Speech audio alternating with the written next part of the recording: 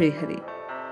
पूज्य गुरुदेव के चरणों में बारंबार प्रणाम। एक साधक भाई ने प्रश्न किया कि राम नाम की साधना तो आप, मैं और न जाने कितने साधक कर रहे हैं, पर क्या पता किसकी सिद्ध होगी और किसकी नहीं, किसकी पूर्ण होगी और नहीं, किसका राम राम राम राम राम राम जपना प्रयोजन सिद्ध होगा और किसका नहीं।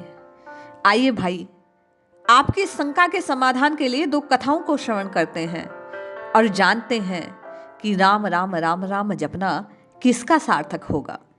आप या मैं, किसे राम जी की प्राप्ति होगी, या आपको, मुझे और न जाने कितने औरों को राम जी किस विधि से मिलेंगे।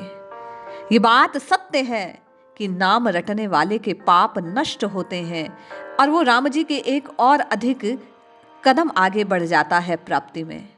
किंतु नाम रटने का सबसे अधिक फायदा किसे मिलता है, ये दो कथाओं को श्रवण कर आप और मैं सब जान जाएंगे। पहली कथा प्राप्ति के प्रथम स्तर को परिभाषित करती है और द्वितीय कथा उस विधि को संकेत करने वाली है जिसे अपनाकर आप और मैं राम जी को प्राप्त कर पाएंगे। एक समय दो शिष्य थे। एक गुरु के यहाँ गुरुकुल में रहकर शिक्षा अध्ययन किया करते थे। विद्या प्राप्ति के लिए वे वहीं निवास करते थे। दो में से एक शिष्य बहुत तेज और विद्वान, दूसरा बिल्कुल फिसड्डी। पहले शिष्य की हर जगह प्रशंसा और सम्मान, जबकि दूसरे शिष्य को लोग उपेक्षा की दृष्टि से देखा करते। एक दिन वह दूसरा शिष्य अपनी इस स्थिति को देखकर रोष में भर आया और गुरु से कहने लगा, गुरुजी, मैं इससे पहले आपके पास विद्या अध्ययन को आया, फिर भी आपने मुझसे अधिक ज्ञान इसे प्रदान किया।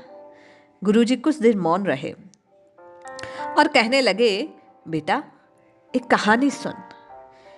एक यात्री कहीं जा रहा था। रास्ते में उसे प्यास लगी। थोड़ी दूर उसे एक कुआं नजर आया। कुएं पर बाल्टी तो थी, लेकिन रस्सी नहीं, इसलिए वह यात्री आगे बढ़ गया।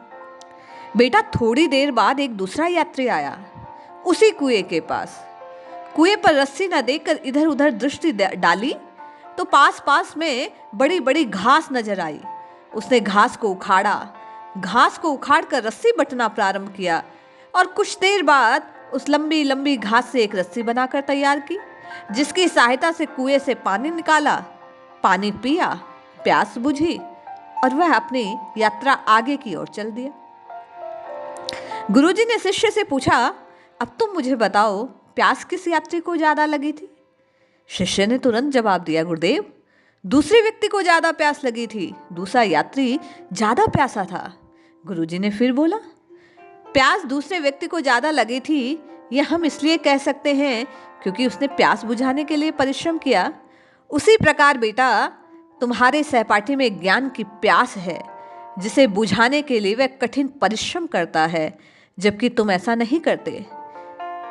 इस शिष्य के प्रश्न और उत्तर के माध्यम से उस गुरु ने आपको और मुझे साधना किसकी सिद्ध होती है ये बात प्रकट की कि आपको या मुझे किसे राम जी पूर्व में मिलेंगे, जिसे राम जी की प्रीति की प्यास अधिक होगी, जो राम जी को पाने के लिए अधिक अधिक अधिक और अधिक प्रीति पूर्वक नित्य निरंतर राम राम राम राम की जपना करेगा, जो नित्य निरंतर राम जी को पुकारेगा, जो केवल राम जी को पाने के लिए इस जिह्वा से राम राम राम राम की रटना लगाना सतत निरंतर नित्य अपने स्वभाव में अपना लेगा। अब ये बात तो है कि सतत नाम जपने वाले को, परिश्रम करने वाले को, राम जी को पाने के लिए जो भाव से राम जी के नाम की रटना लगाएगा उसे मिलेगी। किंतु प्रश्न एक और अधिक बड़ा, जिज्ञासा जो बार बार साधकों की रहती है कि किस विधि से जपना चाहिए। ये दूसरी कथा आपके और मेरे इसी जिज्ञासा का समाधान है। बहुत समय पहले की बात है। एक गांव में कुछ मजदूर पत्थर के खंबे बना रहे थे। एक साधु महाराज, एक महात्मा वहीं उन्हें देखते देखते गुजरे और न जाने साधु के हृदय में क्या भाव आया। हो सकता है आपको और मुझे साधना के मार्ग को प्रकट करने के लिए वे महात्मा उन मजदूरों से वार्तालाप करने लगे। उन्होंने जाते जाते एक मजदूर से पूछा, यहाँ क्या बन रहा है? उसने झल्लाते हुए उस महात्मा से कहा, देखते नहीं पत्थर काट रहा हूं। साधु ने कहा, हाँ देख तो रहा हूं, लेकिन यहां बनेगा क्या? मजदूर पुनः झल्लाते हुए बोला, मालूम नहीं, पत्थर तोड़ते तोड़ते सुबह से जान निकले जा रही है और तुम्हें चिंता है कि क्या बनेगा। साधु उस व्यक्ति की बात सुनकर कुछ आगे बढ़े। एक अन्य मजदूर जो पत्थर काट रहा था, उससे पूछा, यहां क्या बनेगा भैया? मजदूर बोला, देखिए साधु महात्मा, यहां कुछ भी बने, चाहे मंदिर बने, जेल बने, मुझे उससे क्या? मुझे तो दिन भर मजदूरी करके 100 रुपए मिलते हैं, बस शाम को रुपए मिले, मेरा काम बन गया। मुझे इससे क्या लेना देना, क्या बनने वाला है, क्या नहीं बनने वाला। महात्मा मुस्कुराए और आगे बढ़ गए। आगे एक तीसरा मजदूर काम कर रहा था। साधु महात्मा ने उससे पूछा, यहां क्या बनेगा? जैसे ही वे प्रश्न किया, जैसे वह मजदूर अपने भीतर की भरे हुई चीजों को किसी को प्रकट करने के लिए उत्सुक ही बैठा था, उस मजदूर ने बड़े आनंद के स्वर में कहा, महात्मा, यह मंदिर बनेगा। इस गांव में कोई बड़ा मंदिर नहीं था ना। इस गांव के लोगों को दूसरे गांव में उत्सव मनाने जाना पड़ता था। मैं भी इसी गांव का हूं, ये सारे मजदूर इसी गांव के हैं। मैं एक एक छेनी चलाकर जब पत्थरों को गढ़ता हूँ, छेनी की आवाज में मुझे मधुर संगीत सुनाई देता है। मैं आनंद में हूँ। कुछ दिनों बाद यह मंदिर बनकर तैयार हो जाएगा। यहाँ धूमधाम से पूजा होगी, मेला लगेगा, कीर्तन होगा। मैं ये सोच सोच कर प्रसन्न हो जाता हूँ, मस्त हो जाता हूँ। मेरे लिए ये काम नहीं, ये हमेशा एक मस्ती में रहता हूँ, मंदिर बनाने की मस्ती में। मैं सोता हूँ तो मुझे मंदिर की कल्पना के स्वप्न दिखाई देते हैं। सुबह जगता हूं तो मंदिर के खंभों की तराशने की ओर चल पड़ता हूं। बीच बीच में जब ज्यादा मस्ती आ जाती है तो भजन गाने लगता हूं। जीवन में इससे ज्यादा आनंद, महात्मा सच कहता हूं, मुझे कभी किसी काम में नहीं आया। साधु बड़े मुस्कुराए, प्रसन्न हो गए और कहने लगे, यही रहस्य है जीवन का भाई, बस नजरिए का फर्क है। कोई काम को बोझ समझता है, कोई पूरा जीवन झुझलाते हाय हाय करते बिता देता है, और कोई काम को आनंद समझकर जीवन का लुत्फ लेता है। हम आप सभी साधना कर रहे हैं, गुरु के दिए हुए नाम को जप रहे हैं। कोई माला की गिनती पूरे होने के इंतजार में रहता है, कोई बस करना है ताकि मिल जाए इस फिराक में रहता है, और कोई ही वो मस्त मौला है जो तीसरे मजदूर की भांति एक एक नाम को रसना से मदमस्त होकर राम जी को पाने की अभिलाषा में एक एक पल की मस्ती में बिताता है।